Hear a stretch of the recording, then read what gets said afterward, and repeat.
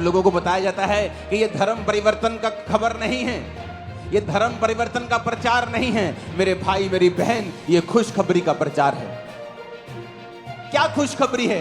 खुशखबरी ये है, क्या तू बीमार है? तेरी बीमारी के लिए प्रभु यीशु मसीह ने कोड़े खाए। तू पापी है, परमेश्वर ने तेरे लिए लहू को बहाया है। तू बंधा हुआ है, परमेश्वर तेरे लिए बांधा गया ताकि तुझे आजाद कर सके। तू गरीबी के बंधनों में, श्रापों में है, परमेश्वर ने तेरे सारे श्रापों को काठ पर लटक कर खत्म कर दिया है। तू शर्मिंदा है, परमेश्वर ने उस क्रूस को, उस शर्मिंदगी को उठाया। वो क्रूस शर्मिंदा करने के लिए दी जाती थी, सबसे शर्मनाक मौत थी। तो परमेश्वर ने कहा अगर तू आज विश्वास करे कि वो क्रूस मैंने तेरे लिए उठाया था, तो तेरी भी शर्मिंदगी खत्म होगी। ऊंची आवाज में हालेलुया बोलो जरा। ये धर्म परिवर्तन का प्रचार नहीं, ये खुशखबरी का प्रचार है कि प्रभु यीशु मसीह ने सारा कुछ पूरा कर दिया है, कंप्लीट कर दिया है। मत्ती 1 से 5 आयत की जब हम पढ़ते हैं, ये बड़ी साधारण आयतें हैं, हमें ऐसा लगता है, लेकिन वचन साधारण नहीं है। अब्राहम के संतान, दाऊद के संतान, यीशु मसीह की वंशावली।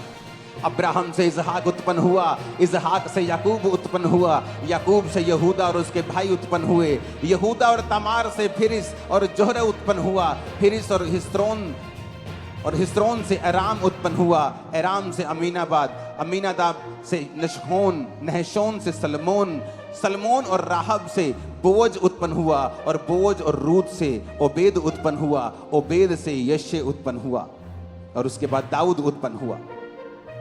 मैं आपको यह वंशावली क्यों बता रहा हूं? क्योंकि इस वंशावली में जहां जीसस क्राइस्ट की ब्लड लाइन का जिक्र है, एक वैश्या का नाम आता है जिसका नाम है राहाब वैश्या। वचन कहता है यहोशू 2 उसकी 1 से 21 आयत में कि जब मूसा मर गया तो यहोशू ने भेदियों को भेजा, शित्तीम से भेजा, जाकर यरीहो को देखो। और बाइबल कहती पहली आयत में वो चल पड़े और राहाब नामक वैश्या के घर में जाकर सो गए।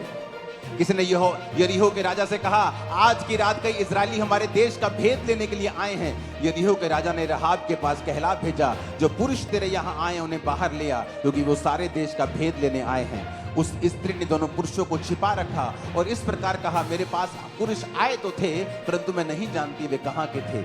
और जब अंधेरा हुआ और फाटक बंद होने लगा तब वो निकल गए और मुझे नहीं पता वो कहाँ गए हैं। तुम फुर्ती करके अगर पीछा करो तो हो सकता है तुम उन्हें पकड़ लो। उसने उनको घर की छत पर चढ़कर सनई की लकड़ी के नीचे छिपा दिया था जो छत पर सजा के रखी थी। राहाब उन पुरुषों से कहने लगी 9 आयत में, मुझे निश्चय है कि यहोवा ने तुम लोगों को यह देश दिया है, तुम्हारा भय हम लोगों के मन में समाया है और इस देश के सब निवासी तुम्हारे कारण घबरा रहे हैं, क्योंकि हमने सुना है कि यहोवा ने तुम्हें मिस्र से निकलते समय तुम्हारे सामने लाल समुद्र का जल सुखा दिया और तुम लोगों ने सिहोन और ओग नामक यरदन पार रहने वाले अमोरियों के दोनों राजाओं का नाश कर दिया है। सुनते ही हमारा मन पिघल गया और तुम्हारे कारण हमारे जी में जी न रहा, क्योंकि तुम्हारा परमेश्वर यहोवा ऊपर के आकाश का और नीचे की पृथ्वी का भी परमेश्वर है। वचन कहता है जब वो इजरायली भेद लेने के लिए गए यरीहो में तो किसी ने बता दिया, अगर तुम्हारी इंटेलिजेंसी एजेंसियां हैं तो दूसरे देश की भी हैं, उसके भी भेदिए हो सकते थे। उन्होंने बता दिया कि आज भेदिए आए हैं और यहाँ पे हैं और इस वैश्या के पास वो पहुंचे हैं। राजा ने मैसेज किया वैश्या को कि तेरे पास जो पुरुष आए हैं उन्हें बता वो कहाँ हैं। वैश्या कहती वो आए तो थे लेकिन वो चले गए और उन्हें उन छत की ऊपर लकड़ियों के नीचे उसे छुपा दिया। जब वो पुरुष चले गए तो वो भागी भागी गई और कहा कि मुझे मालूम है तुम्हारा परमेश्वर जिंदा परमेश्वर है।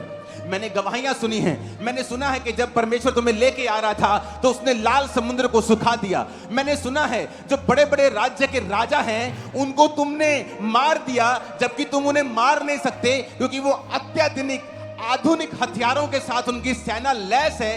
तुमने उनको कैसे मार दिया? जैसे आज कोई छोटा सा देश बोले कि उसने अमेरिका को हरा दिया, बोले पॉसिबल नहीं हो सकता। उसने रशिया को हरा दिया, पॉसिबल नहीं हो सकता। ये देशों के पास परमाणु हथियार हैं, तुम्हारा देश को तोपे भी नहीं, तुम्हारे पास तो अच्छी गोलियां भी नहीं, तुम उन कैसे हरा दिया उनको? तो राहाब को मालूम था जो ये कर रहा है ये परमेश्वर है। इस प्रजा के संग परमेश्वर है, इन लोगों के संग परमेश्वर है। उसने समाचार का विश्वास किया, उसने गवाहियों पर विश्वास किया, जो खुदाबंद कर रहा था उसने स्वीकार किया। इसलिए प्रभु यीशु मसीह कहते हैं, जब लोग पूछते हैं, हे पिता मैं उद्धार पाने के लिए क्या करूं, पास्टर जी मैं उद्धार पाने के लिए क्या करूं, तो प्रभु का वचन कहता है जो परमेश्वर ने किया है उस पर विश्वास कर। जिस तरह यहोवा पिता जो कर रहे थे इस्राएलियों के जीवन में, राहाब वेश्या ने स्वीकार किया कि हां जो तुम्हारे जीवन में हो रहा है ये आम नहीं है। क्या कैंसर जाना आम चीज है? क्या लोगों का चंगे होना आम चीज है? हाथों को हिलाओ जिन्होंने नशा छोड़ दिया है, दोनों हाथों को हिलाओ, दोनों हाथों को हिलाओ। क्या ये आम चीज है जो आप देख रहे हैं? नशा छोड़ दिया जिन्होंने नशा छोड़ा है, यहां पे आके हाथों को हिलाओ, दोनों हाथों, जिन्होंने नशा छोड़ा है। क्या ये आम चीज है? नहीं। उन्होंने देखा ये आम नहीं है। उस वेश्या ने देखा ये आम नहीं है और उसने सुसमाचार के ऊपर विश्वास किया। अब ध्यान से मेरी ओर देखना। तो वचन क्या कहता है? वचन कहता है वो उन आदमियों के पास गई और कहा कि मैंने गवाहियां सुनी है, क्योंकि हमारे लोग तुम्हारे कारण घबरा रहे हैं, जैसे आज लोग क्रिश्चियंस लोगों के कारण घबरा जाते हैं, घबराते हैं वो। उन्हें लगता है धर्म परिवर्तन चल रहा है, लेकिन परमेश्वर का राज्य यहां का नहीं है, उसका राज्य आत्मिक है। और वचन कहता है राहाब वेश्या ने परमेश्वर के योजना के ऊपर विश्वास किया और उन आदमियों से कहा, अब मैंने जो तुमको बचाया है तुम मेरा ध्यान रखना, मेरे घर वालों को, मेरी फैमिली को और जो कुछ उनका है छोड़ देना। उन्होंने कहा इस घर में जहां तू रहती है, अपनी फैमिली, अपने लोग जितने इस घर के अंदर होंगे वो बच जाएंगे। अगर घर से बाहर आए तो मर जाएंगे, अगर बाहर आए तो हम अपनी शपथ से छूट गए, अगर तुम्हें अंदर रहते हुए किसी ने मार दिया तो उसका प्राण हमारे सिर के ऊपर होगा। लाल डोरी बांध देना अपने घर के बाहर। मेरे लोग जब लाल डोरी देखेंगे किसी घर के बाहर तो उस घर को वो छोड़ देंगे। परमेश्वर ने कहा तू बच, तेरा घराना बचाया जाएगा। आज भी बहुत से लोग हैं, जब अन्य जातियों में वो रहते हैं, लेकिन जब परमेश्वर की महिमा को देखते हैं, जब परमेश्वर की चंगाई को देखते हैं, परमेश्वर के कामों को देखते हैं, वो सुसमाचार को सुनते हैं कि परमेश्वर वाकई ही धर्म परिवर्तन करने नहीं, जीवन बदलने के लिए आया है, वो रिस्क लेते हैं। राहाब वेश्या ने रिस्क लिया। आप प्रधानमंत्री के खिलाफ भी नहीं जा सकते अगर आप नॉर्मल सिटीजन है तो, हालांकि वो संविधान से बंधा हुआ है, लेकिन एक राजा के खिलाफ जाना वो तो बिल्कुल ही आउट ऑफ द वे है। अगर राजा के खिलाफ गए तो राजा को कोई भी केस करने की जरूरत नहीं है तुम्हारी कोर्ट के ऊपर, वो सीधा तुम्हें मृत्यु दंड दे देगा और कोई उसको रोक नहीं सकता।